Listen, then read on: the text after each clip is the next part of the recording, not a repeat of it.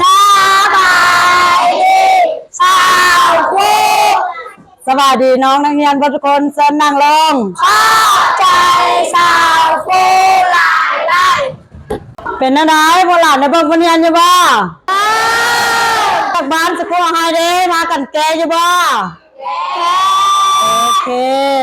แกเรียกบ้านแล้วแสดงมื้อนี้สร้างบรรยากาศเนาะสกูสิเอาเป็นเล่านิทานสั้นให้ฟังเด้ออยากฟังบ่สั้นมื้อนี้สกูเอาสร้างบรรยากาศด้วยการเล่าเนาะเล่าบทเรื่องเล่าละครสั้นเรื่องนี้ชื่อว่าเสื้อกันลุดโลกหอนอยากฟังบ่อยากฉันมาฟังนำกันเลย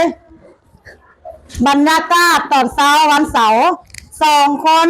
ท้าแพงและนางฟ้าพ่อและแม่พามาปลูกต้นไม้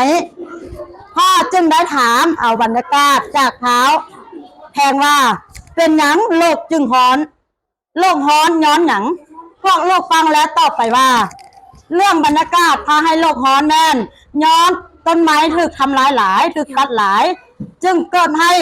เป้าแปนเติดและเฮ็ดให้โลกฮ้อนขึ้นมา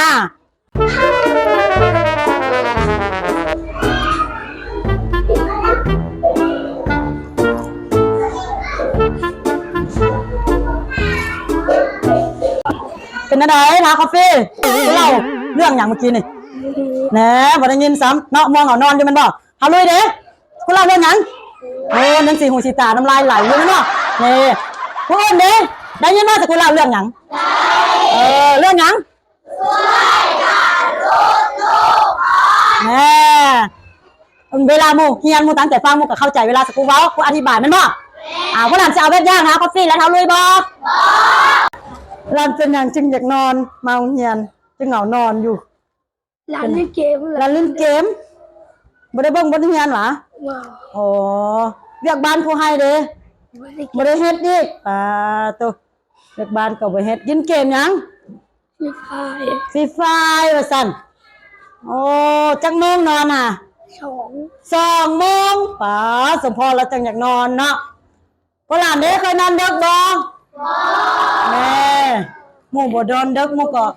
แจ่มใสเนาะอันนี้เฮามาโรงเรียนเฮาก็ยังเหงานอนอยู่ตอนนั้นเฮาต้องนอนคืนนึง8 ชั่วโมงอย่างน้อยเนาะบ่ต้องนอนดึกเด้อเถอะนะเด้อเข้าใจบ่เข้าใจอยู่หวะเข้าใจโอเคบุญธนาบ่เฮ็ดอีกเด้อโอ้ยโอ้สกูมีเวียกด้านนี้เนาะฮัลโหลกูขอเวลานิดนึงเด้อฮัลโหลอยู่ที่ไหนถ้าไม่อยู่ในใจจะวางแล้วนะเย้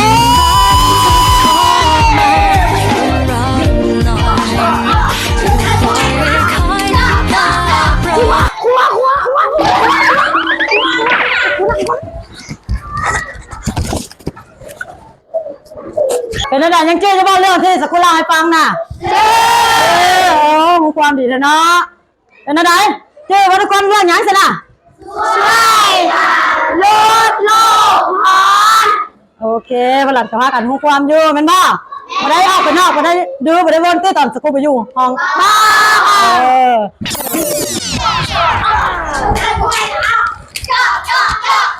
โอเคซึมเซ่หน้าผู้ใดก็ให้ความสำเร็จเลย